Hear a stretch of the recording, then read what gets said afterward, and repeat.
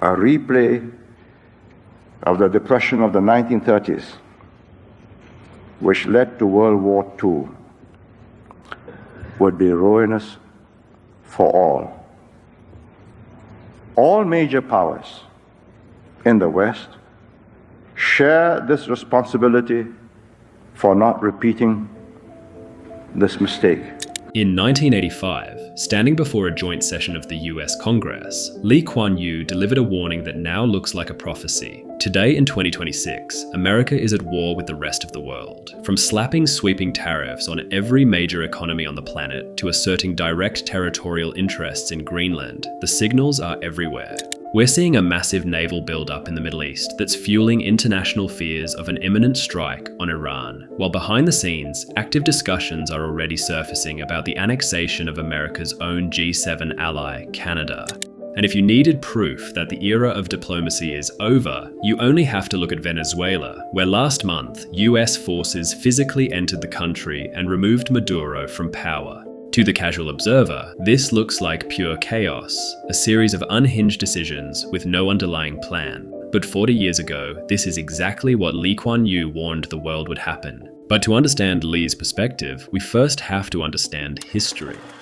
In frightening similarities to today's events, the global economy's collapse before the Second World War was triggered by a series of events, most notably the imposition of tariffs. You see, in 1930, the US passed the Smoot-Hawley Tariff Act, a seemingly simple fix to protect American farmers that became the trigger for a global breakdown. It ignited a wildfire of retaliation that caused world trade to plummet by 65% in just 4 years. Across the globe, the great powers retreated into closed trade blocks. The British, the French, and the Dutch reorganized their trade along colonial lines. And for industrial powers like Germany, Italy, and Japan, this was an existential trap. Starved of oil, iron, and rubber by these trade barriers, they began a desperate scramble for self-sufficiency. Japan swept through Southeast Asia and Germany drove east, trying to seize the resources the colonial powers refused to sell.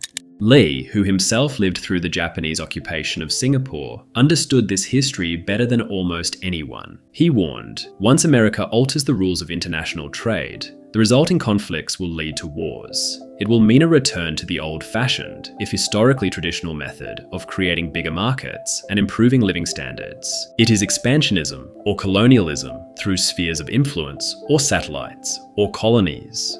Now fast forward to today. In 2026, we are watching Lee's warning play out in real time. America's first move was exactly what Kuan Yew predicted, a desperate economic shakedown. By enforcing tariffs on the global market, the message was simple: get in line, cut a deal on Washington's terms, or face the consequences. It's the classic behavior of a declining empire desperately trying to tighten its grip on a world it can no longer lead, and the very opposite of what Lee advised them to do. The answer to job losses is more, not less trade.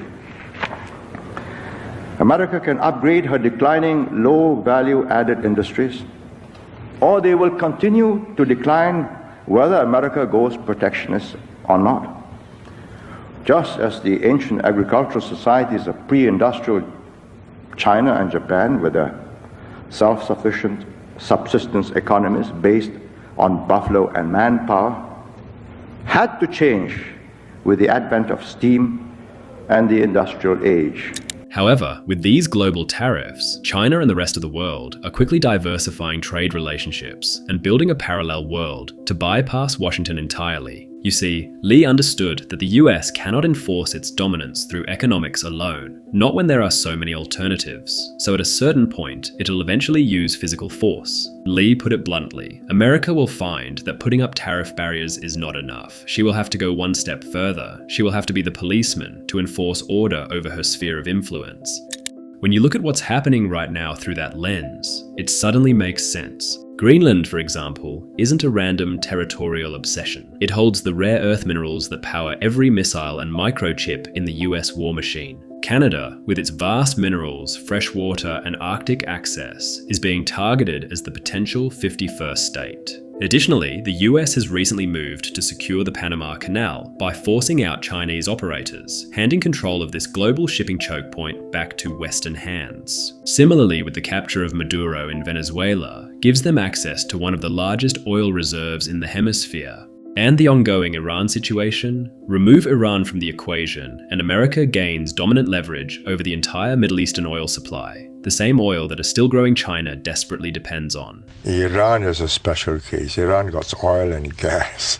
The Chinese desperately need oil and gas. What if the United States would find another partner or another supplier of energy for Iran? No, in place of Iran. Yes.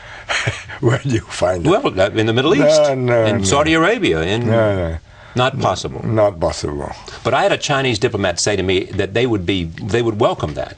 That if in fact they did not have a necessity of needing Iranian oil, they would go along with sanctions because they don't think they need Iranian oil, they need Arabian oil, they need Nigerian oil, they need Angolan oil, they need all the oil they can find anywhere. Yes, of course. To fuel the economic growth at 8%. Absolutely.